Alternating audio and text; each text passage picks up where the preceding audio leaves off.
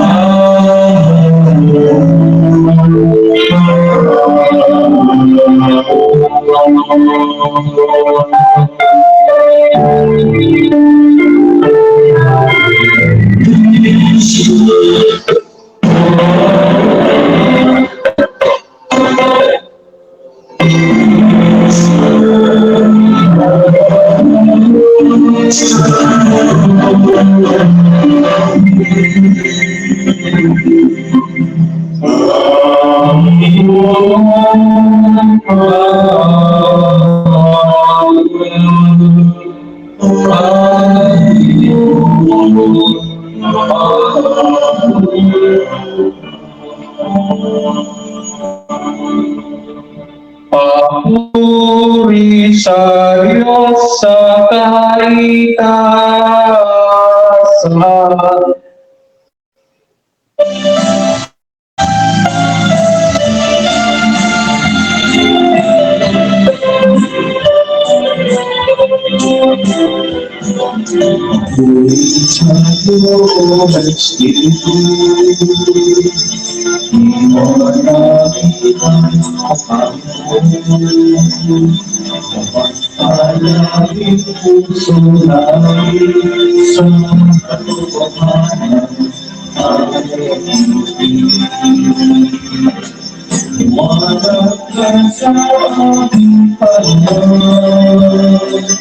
Puso namin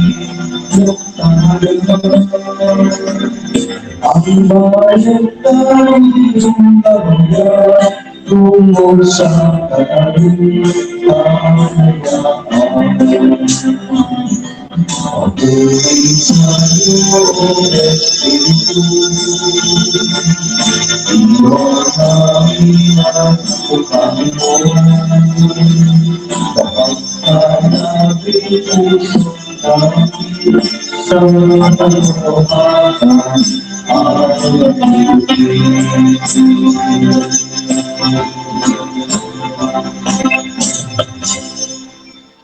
manalangin tayo. Diyos na totoo at totoo namang totoo, Panginoon namin Yesu Kristo, ang huling hapunan ay inilagak mo para kami magkasalo-salo sa alaala ng iyong pagpapakasakit ukol sa mga tao. Ipagkaloob mo ang aming kahilingan, ang iyong katawan at dugo ay aming idalhan sa pagdiriwang upang ang dulot mo kaligtasan ay lubos naming mapakinabangan kasama ng Espiritu Santo magpasawalang hanggan. Amen. Magsipo na po lahat para sa mga pagbasa.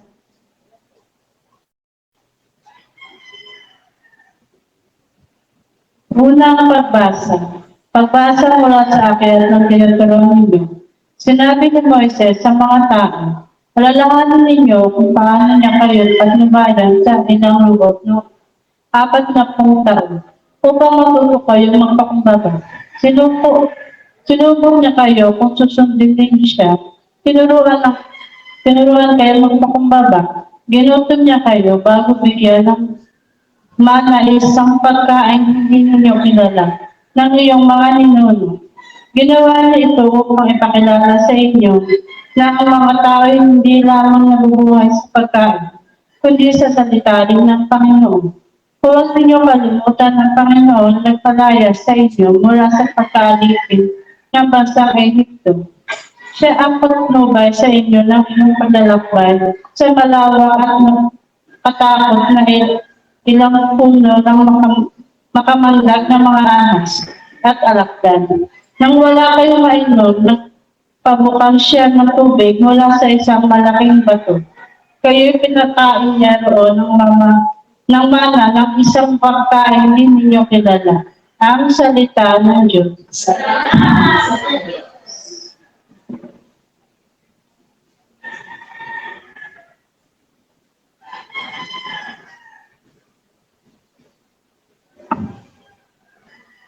Salmong tugon, purihin mo, Jerusalem, ang Panginoong butihin.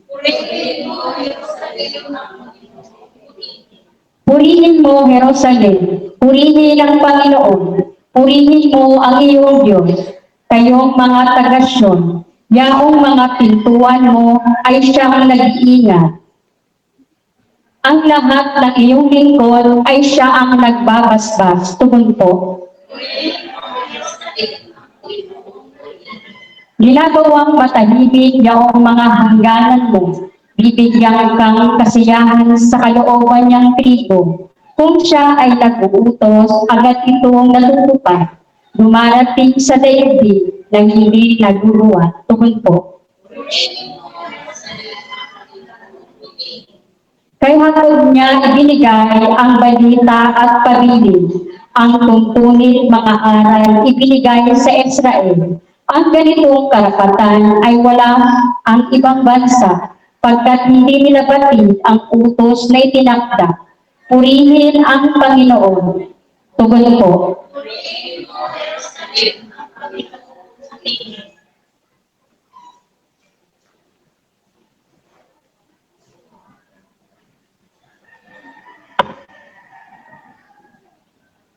Ikalawang pagbasa.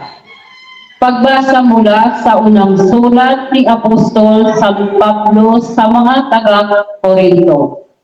Mga kapatid, hindi ba ang pag-inom natin sa kalis ng pagpapala ng ating ipinagpapasalamat ay pakikibahagi sa dugo ni Kristo? At ang pagkain natin ng tinapay na ating pinaghati-hati ay pakikibahagi naman sa kanyang katawan. Kaya nga, yamang isa lamang ang tinapay, tayo'y iisang katawan, bagamat marami sapagkat nakikibahagi tayo sa isang tinapay. Ang salita ng Diyos. Magsitayo na po ang lahat. Espiritu sa sinabuhat sa'yo, kami'y managan mo, Ama ng maralipa, dulot mo'y pagpapala upang kami mag-usap. Kaibigan at lumbay sa aming mananahan, ang tamis ng iyong buhay. Inhamang ninanais, lihim namin sa ingin, kapiling bawat saglit, lupang banal na ihaw, kami iyong silayan, ngayon at araw-araw. Kapag di ka nanahan, ay walang kadayapan ang buhay ng iunahan. Marumi, palinisin, lantay panariwain, sa gitna ng himig, kami pati magtapat sa pag-ibig maghanap, lagi sa tamang landas. Ngunit amin, kami bigyan malukot ng iyong pitong kaloob. Ganting pala'y ibigay sa hantungan ng buhay, ligayang walang hanggan.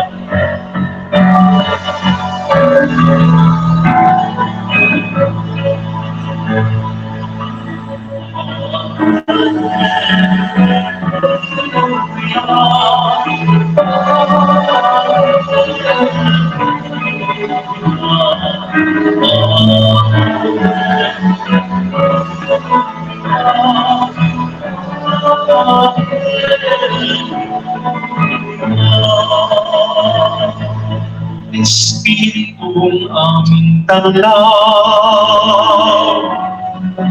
kami mong liwanagan sa ligas ng pagmamahal.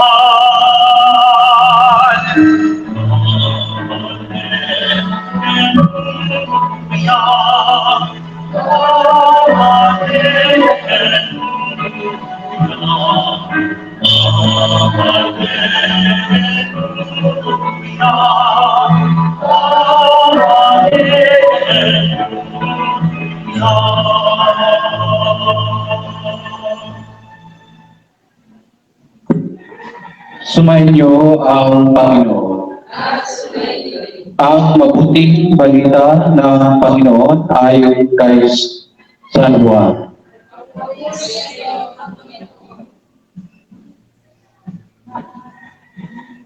Noong panahong iyon, sinabi ni Jesus sa mga tao, "Ako ang pagkaing nagbibigay buhay na bumaba mula sa langit. Mabubuhay magpakailanman ang sinumang kumain nito. At ang pagkaing ibibigay ko sa ikabubuhay ng sanlibutan ay ang aking laman." Dahil dito'y nagtatalo ang mga Hudyo. Paano maibibigay sa atin ng taong ito ang kanyang laman upang kanin natin? Tanong nila. Kaya sinabi ni Jesus, "Tandaan ninyo, malibang kanin ninyo ang laman ng anak ng tao at inumin ang kanyang dugo, hindi kayo magkakaroon ng buhay. Ang kumakain ng aking laman at ang umiinom ng aking dugo ay may buhay na walang hanggan. At muli ko siyang bubuhayin sa huling araw. Sapagkat ang aking laman ay tunay na pagkain at ang aking dugo ay tunay na inumin. Ang kumakain ng aking laman at umiinom ng aking dugo ay nananahan sa akin at ako sa kanya. Buhay ang amang nagsugo sa akin, at ako'y nabubuhay dahil sa kanya. Gayun din naman, ang sinumang kumain sa akin ay mabubuhay dahil sa akin. Ito ang pagkain bumaba mula sa langit. Ang kumakain nito'y mabubuhay magpakailanman. At hindi ito katulad ng kinain ng inyong mga magulang sa ilang. Namatay sila, bagamat kumain niyo." Mga kapatid, ang mabuting balita ng Panginoon. Pinupuri ka namin, Panginoong Jesucristo. Magsiupo na po ang lahat. Magandang hapon po sa ating lahat. Ang ating araw na ito linggo ay ang ating pagdiriwang ng dakilang kapistahan ng katawan at dugo ng ating Panginoong Jesucristo, o ang karaniwang katawagan ay Corpus Christi. Buong mundo, sa lahat ng mga simbahang Katoliko ay nagdiriwang. Katunayan, ito ay kanilang ipinaparada sa labas ng simbahan, dala-dala ng isang pari, ang monstrance, upang ipakilala sa lahat na tayo ay nabubuhay hindi sa literal o natural na pagkain lang. Tayo lahat ay nabubuhay sa spiritual na binasbasan ng katawan at dugo ng ating Panginoong Jesucristo. Taon-taon ito ginaganap ang Corpus Christi. Bakit? Malaking katanungan. Bakit? Dahil iyan po ang nagpapaalala sa atin matapos ang pagpapakasakit ni Kristo hanggang sa siya ay malagutan ng hininga at nakalupitin sa krus. Matapos siyang mag-alay ng kanyang buhay, hindi para sa kanyang sarili, kundi para sa ating lahat, ay narito nakatak sa atin ang Corpus Christi. Ang Corpus Christi na nagbibigay sa atin ng buhay na walang hanggan. Kung kaya mga kapatid, sa kisag niyon o sa kisag ng pagdiriwang na ito ay ang ating pagiging saksi sa loob ng banal na misa. Ang banal na misa ay ang Eucharistia, kung saan naririyan ang presensya ng pagpapakasakit ng ating Panginoon. Habang itinataas ang tinapay at habang itinataas din ang wine o ang alak, walang iba tayong iisipin. Walang tayong ibang iisipin na ito ay kumakatawan o sumasakitan ng pagpapakasakit at pagpapakahirap ni Kristo para sa atin. Malibang sabihin natin na ako ay umiibig sa Diyos. Malibang sabihin natin na tayong lahat ay umiibig sa Diyos. Kung ikaw ay umiibig sa iyong kapwa, malibang ikaw ay hindi rin ibigin ng Diyos, lahat yan, matik yan. Kung ikaw ay umiibig sa kapwa, gayon din ang pag-ibig mo sa ating Panginoon. Ulitin natin, meron tayong isang Diyos sa ilang persona. Tatlo. Iisa ang ating Diyos. At yan ay ating tatandaan habang tayo ay nabubuhay. Dahil yan po ang isang tatak ng pagiging Kristiyano Katoliko na bininyagan. Mga kapatid, ano ang sabi sa atin ng Panginoon? Ang sino mang kumain sa aking katawan at kung sino ang umiinom sa aking dugo ay magkakaroon ng buhay na walang hanggan. Kung iisipin na literal ito, tatawagin tayo mga taong hindi karaniwan. Yun bang anong tawag doon sa mga tao kumakain ng tao? Kambal. Ang tawag sa atin ng mga taong hindi naniniwala sa Diyos, tayo ay mga kanibal. Pero yan ang pinatutunayan o pinabubulaanan ng ating simbahan.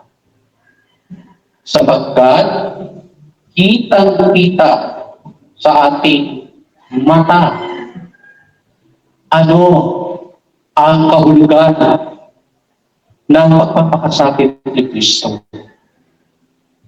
Bakit siya ipinadala sa atin dito ng kanyang amang nasa langit?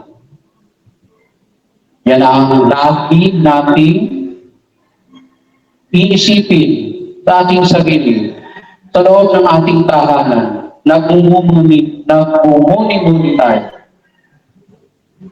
Para saan lahat?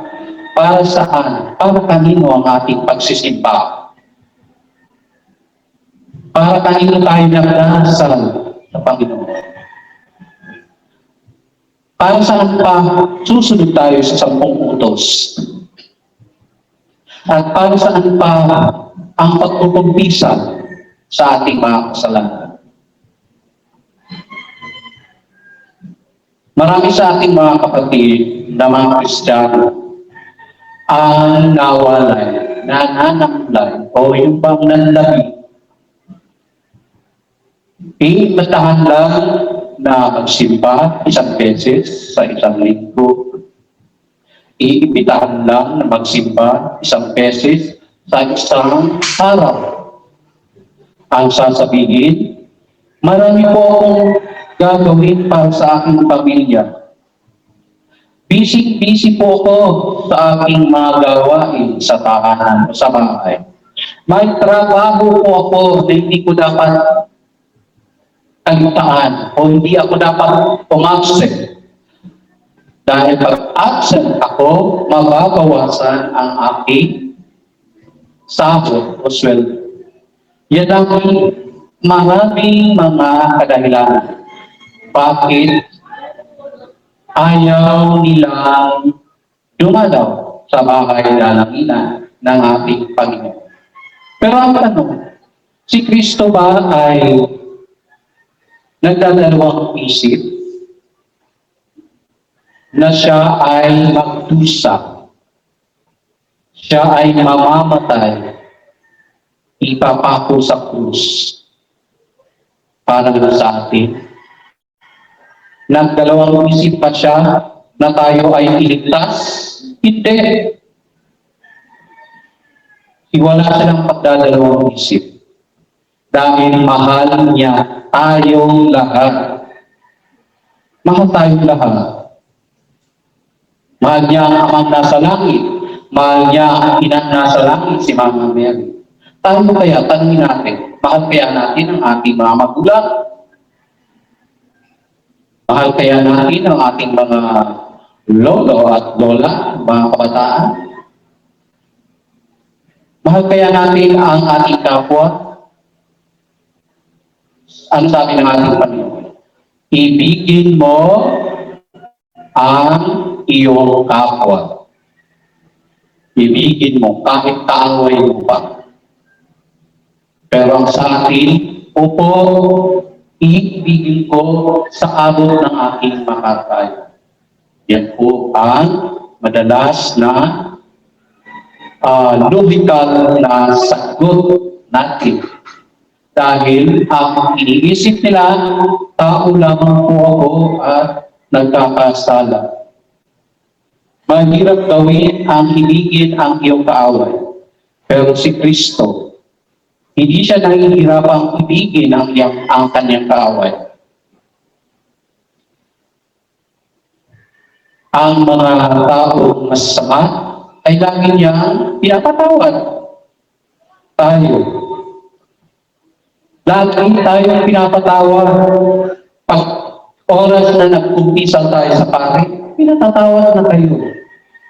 Pag oras na kayo ay nasa labas pagkatapos ng kumpisal, ayan na naman, gumagawa na naman tayo ng kasalanan. Ayan na naman si Kristo. Okay lang yan. At least ikaw Nararamdaman mo na ikaw ay may nagawang pagkakamali. Kasi lahat tayo binigyan ng wisdom, kaalaman, o kamalayan, at binigyan tayo ng karapatan na mag-recognize, kumilala, alin ang tama sa mali. Kung kaya, nakagagawa tayo ng kasalanan. Nakakapag-recognize tayo, nakakapagbigay tayo ng masasamang salita na hindi ginagawa ng iyong kapwa. Dahil yan ay tatak ng ating pagiging makasalanan. Habang tayo nabubuhay, habang tayo nabubuhay ay buhay din ang ating kasalanan. Kaya mga kapatid, ang Corpus Christi, ang katawan at dugo ni Kristo, ang tangi nating isipin sa tuwing tayo ay nagdarasal.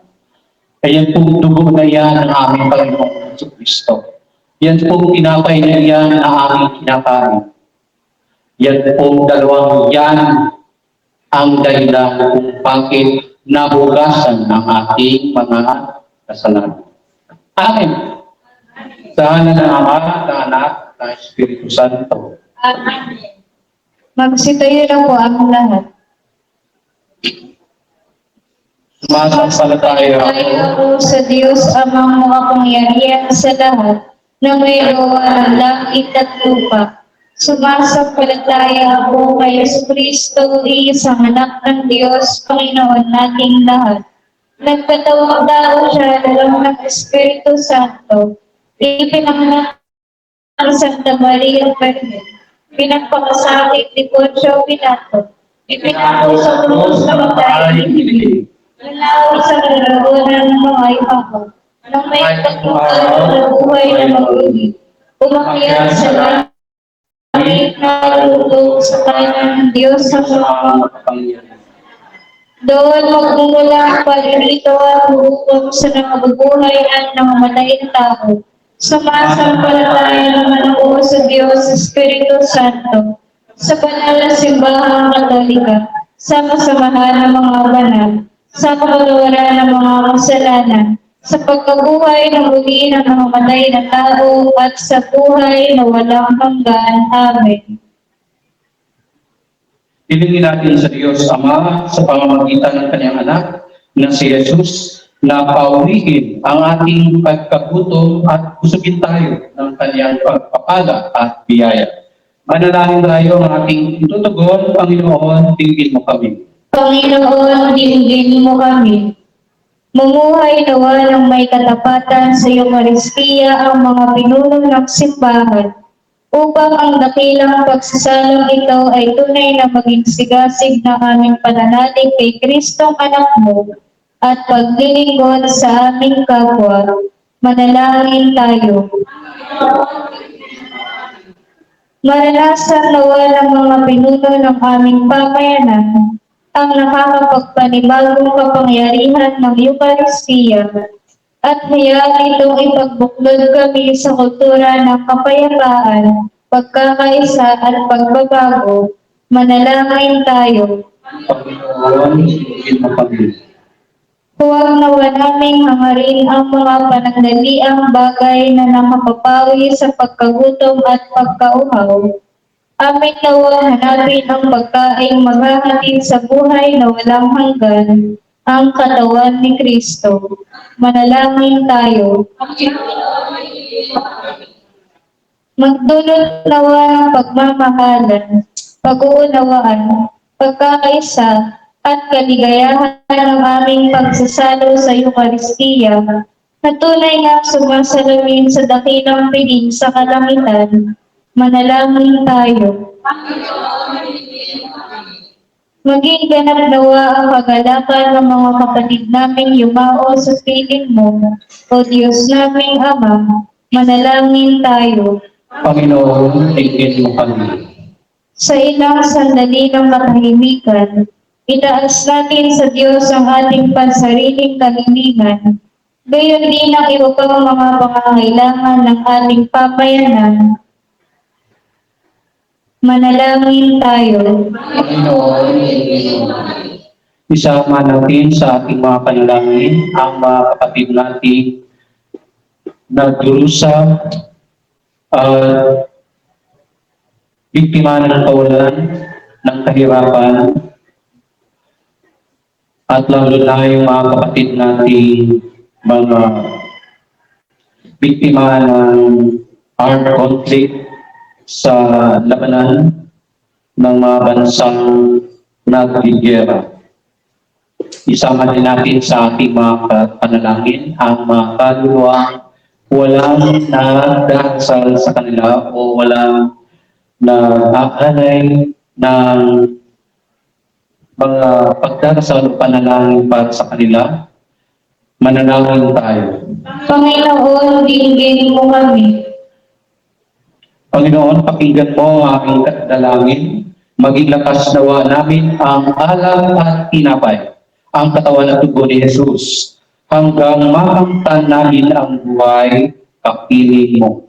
Hinihiling namin ito sa ngalan ni Yesu Kristo, anak mo, at ating Panginoon. Amen. Magsiupo na po ang lahat para sa pag-aalay.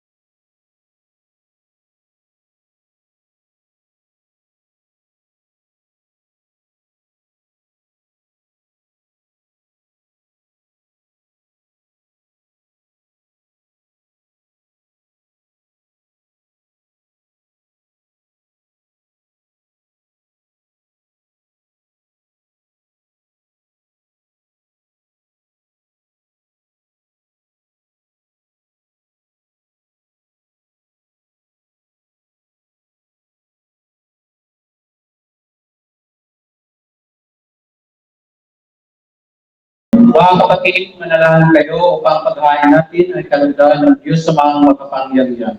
Tanggapin nawa ng Panginoon itong paghahari sa iyong mga kamay, sa kaburihan niyang karangalan sa ating kapanginabangan at sa buong sambayan niyang banal. Manalangin tayo. Ama namin Bika, bigyan mo ngayon ang iyong sambayanan ng mga kaloob ng pagkakaisa at kapayapaan na ipinahihiwatig ng mga alay namin sa paghaharang ipinagdiriwang sa pamamagitan ni Yesu Cristo kasama ng Espiritu Santo magpa sa walang hanggan. Amen. Sumayin niyo ang Panginoon. At sumaiyo rin. Itaas sa Diyos ang iyong puso at diwa. Itinahas na namin sa Panginoon. Pasalamatan natin ang Panginoong ating Diyos. Marapat na siya ay pasalamatan. Ama namin makapangyarihan, tunay ng marapat na ikaw ay aming pasalamatan sa pamamagitan ni Yesu Cristo na aming Panginoon. Noong huling hapunan, siya ay nakisalo sa kanyang mga alagad bilang alaala ng pagtubos na lagi kasalukuyan at walang wakas. Siya ang maamong tupang tungkos sa tanan. Siya ang alay na lubos mong pinalulugdan. Sa huling hapunan, kami nagsalo-salo upang ganap kami mapalapit sa iyo sa pagkakaisa ng lahat ng tao na pawang nananalig sa dakilang pag-ibig mo. Sa pagsasalong ito, kami iyong nililingap upang sa iyong anak kami makatulad. Kaya kaysa ng mga anghel na nagsisiyawit ng papurit sa iyo ng walang upay sa kalangitan, kami nagbubunyi sa iyong kadakilaan.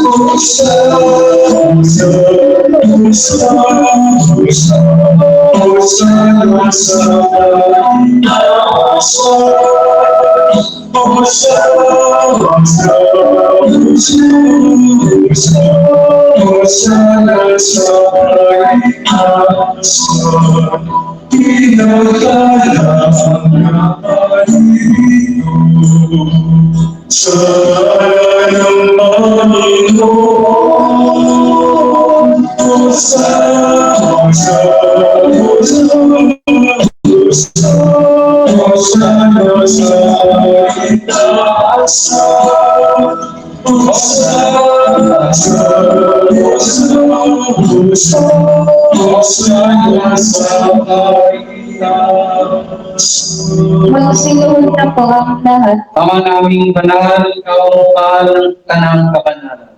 Kaya sa pamamagitan ng iyong Espiritu, gawin mong banal ang kaloob na ito, upang para sa amin maging katawan at dugo ng aming Panginoong Yesu Cristo. Bago niya pinagtiisang pusang loob na maging handog, ginawa niya ang tinapay. Pinasalamatan niya. Pinaghati-hati niya iyon. Iniabot sa kanyang mga alagad at sinabi, tanggapin ninyong lahat ito at kanin. Ito ang aking katawan na ihandog para sa inyo.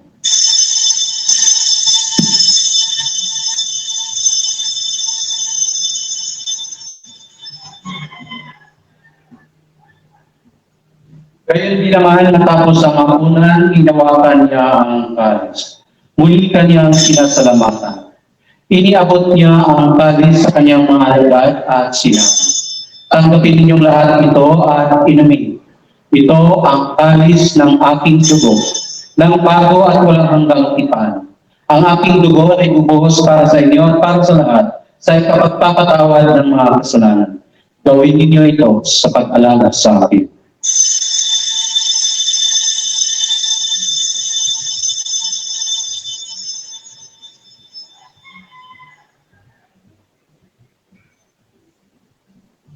Ipagpunyi natin ang misteryo ng pananampalataya. Si Kristo ay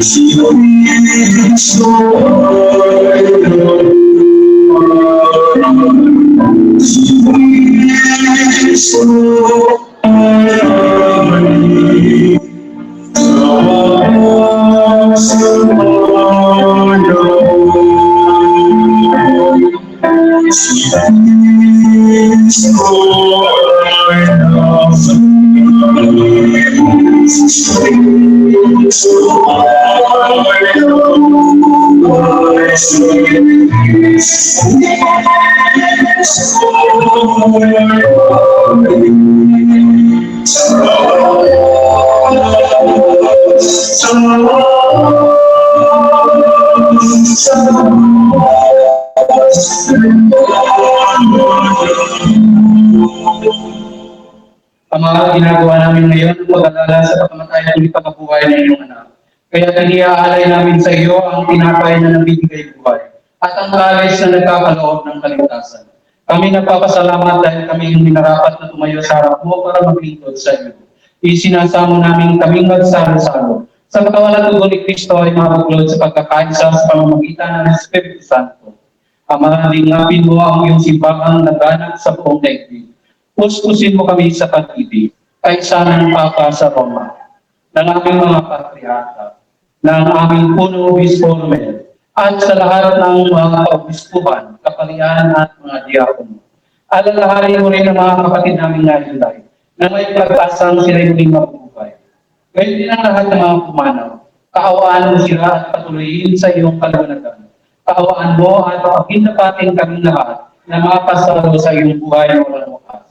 Kaisa ng mahal na Birheng Maria, na ina ng Diyos, kaisa ng mga apostol ng lahat ng mga banal na namuhay dito sa daigdig ng kalugod sa iyo.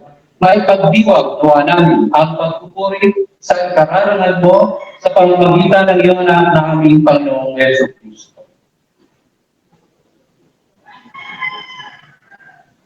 Sa pamamagitan ni Cristo, kasama niya at sa Kanya, ang lahat ng parangal at papuri ay sa iyo, Diyos Amang makapangyarihan, kasama ng Espiritu Santo, magpasawalang hanggan.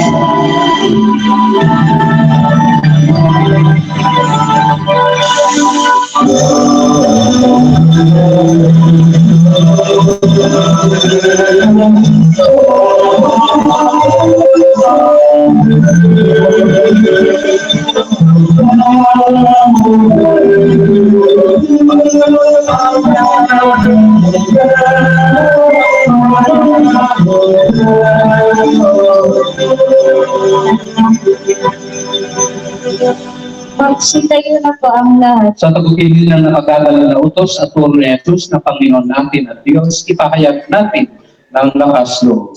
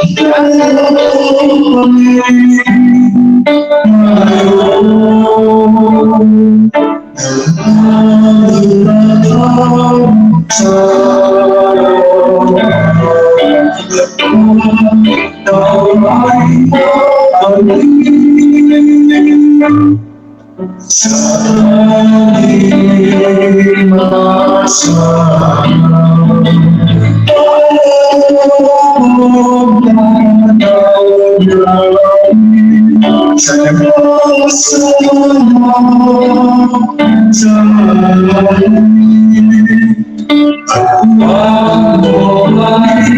pagpapulot sa puso at ganda mo kami sa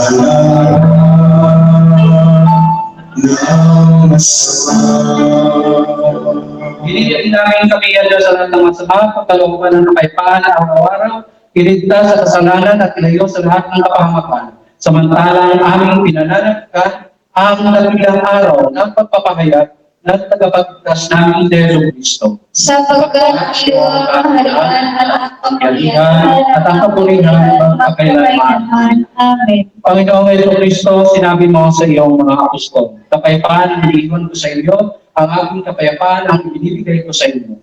Tunghayin mo ang aming pananampalataya at huwag ang aming pagkakasala. Pagkalooban mo kami ng kapayapaan at pagkakaisa ayon sa iyong kalooban. Kasama ng Espiritu Santo, magpas sa walang hanggan. Amen. Ang kapayapaan ng Panginoon ay laging sumainyo. At sumayoy. Magbigayan kayo ng kapayapaan sa isa't isa ni Espiritu.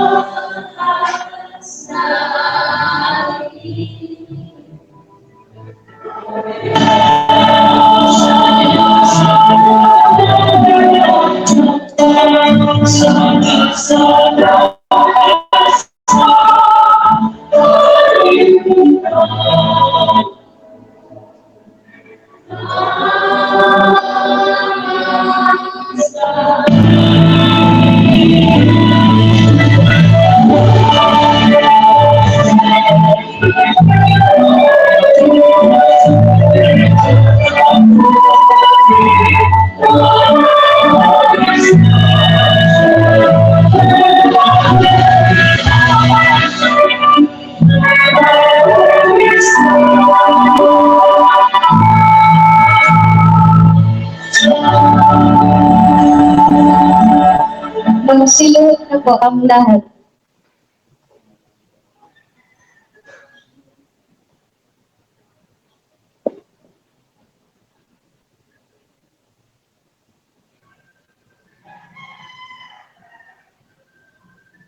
Mga kapatid, narito si Jesus. Ito ang kordero ng Diyos na nag-aalis ng mga kasalanan ng sanlibutan. Mapapalad ang mga hinahaliyahan sa kanyang piging. Panginoon, hindi ako karapat dapat na magpatuloy sa iyo. Ngunit sa isang salita mo lamang ay kakaling na ako. Ipagsanggalan nawa ako ng katawan ng Kristo para sa buhay ng walang hanggan.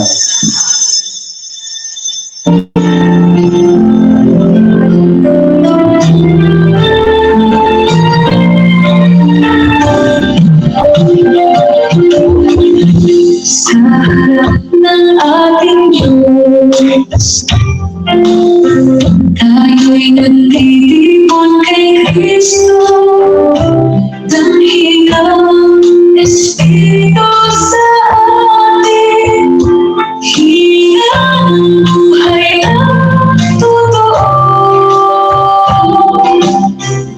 Sa biyaya at pag-ibig, tayo'y nagbahagi ng ginaway. Dahil natin sa kanyang hapon, pag-ibig niya ating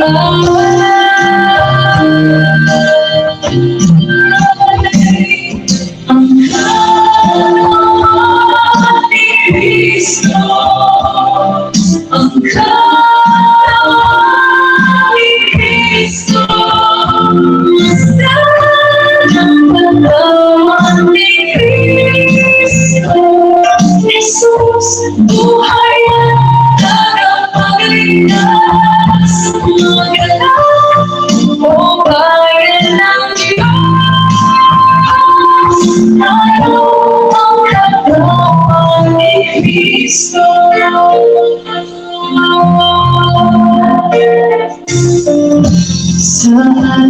magkakahanap sa dasal at kainan. Tayo'y kanyang pinupuno ng lakas at ng punaya. Sa pamilya natin minamahal, bagamat sugalan mo pinapahal sa tahanan ng Panginoon. Tayo'y isa sa Kanya. Ang katawan ni Kristo, ang katawan ni Kristo, basta ang katawan ni Kristo. Jesus, buhay at tagapagligtas, magalang o bayan ng Diyos. Tayo ang katawan ni Kristo. Hindi ba ang binigay ay buhay niya sa atin? Isang binabay, isang buwan. Magsundayo na po ang lahat. Manalangin tayo. Panginoong Jesucristo, hinihiling namin kami gawin mong makasalo ng lubusan sa bunga ng banal na pakikinabang sa iyong buhay na idinudulot sa piging ng paghahain ng iyong katawan at dugo, banal kasama ng Espiritu Santo magpa sa walang hanggan. Amen. May siupo po muna ang lahat para sa mga anak. Ngayong June 26 ay magkakaroon tayo ng benefit concert. Ang mga detalye ay abangan ninyo sa susunod na mga araw. Sa June 27 ay ang ating kasalang bayan. Kaya kung sino pa sa inyo ang may kakilala nagsasama-sama na walang basbas ng sakramento ng matrimonya o ang sakramento sa kasal, anyayahan natin. Alam ko, marami dyan sa atin, sa mga kapitbahay natin, no, na mga nagsasama, may mga anak pa nga, na wala pa ang basbas ng sakramento sa kasal, ay anyayahan mo, ito po ay libre. Libre po ha, walang bayad. Ang seremonya, sakramento sa kasal ay libre. May mga bayad yung mga kasamahan natin o yung mga kapatid natin, mga nasa malalaking simbahan, may mga corresponding presyo, pero sa atin ay libre po ha ang kasal. Pero yung pagpaprocess ng mga papeles, ng mga dokumento, mga may mga gasto. No? Ang seremonya, libre. Pero yung mga CTC, certified true copy, yung marriage certificate, na alam mo namang libre yun, nasa gobyerno yun ka. No? Hindi libre yun, may bayad. Kaya, ipaliwanag natin. Tapos baka sabihin nila ba, sinasabi ni Father ni Monsignor Garvey, libre, tapos may bayad. Hindi, libre ang seremonya. Sabihin nyo, seremonya sa kasal, libre po. Kaya, ang mga papeles ay libre, may bayad po. So, mga detalye pa niyan ay abangan nyo, ipopost natin sa ating website at sa ating Facebook page. Ano pa ba ang nakalimutan? May mga bago tayo mga bukas na mga community na minibisahan nating mga kasamahan ng mga pali sa labas ng ating parokya. Dumami ang ating mga communities at yan po ay igaling sa personal na mabiyaya. Galing po yan sa basbas ng ating Panginoon. Ano po? Mga basbas, biyaya ng ating Panginoong Jesucristo na tayo po ay nagdurusa ng titiis araw-araw sa init, ulan at init, bahay-bahay ng Rosario, bahay-bahay misa, Nazareno. O yan ang resulta. Nanganganap ang ating mga communities. At maraming salamat sa kanilang pag-iisip, sa kanilang 100% na ibinigay, treaties, ang dalawang ito, binigay sa kanila ulit sa ating simbahan, ang dalawang ito, ang kanilang time, talent at presyo. Maraming salamat sa pagpapalik ni Tantan at ni Dave. Palapakan po natin sila. Ayan, si Brother Dave at saka si Brother Tantan, sila po ay bumalik sa basbas ng ating Panginoong Jesucristo. Amen. Amen. Hindi magsitayon po ang lahat. Sumayin niyo ang Panginoon. At sa kayo, Magsiyuko kayo at hingin ang pagpapala ng Diyos. Ama naming mapagpala, tulungan mo mamalaging maligaya sa banal na pakikinabang ang iyong sambayanan at makapanatiling nagkakamit ng gantimpalang iyong inilalaan sa pamamagitan ni Jesucristo kasama ng Espiritu Santo magpasa walang hanggan. Amen.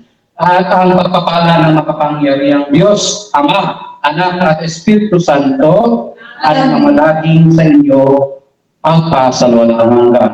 Amen. Tapos na ang banal na misa, may kayong taglay, pagkaipahan at pag-ibig ni Kristo. Salamat sa Diyos.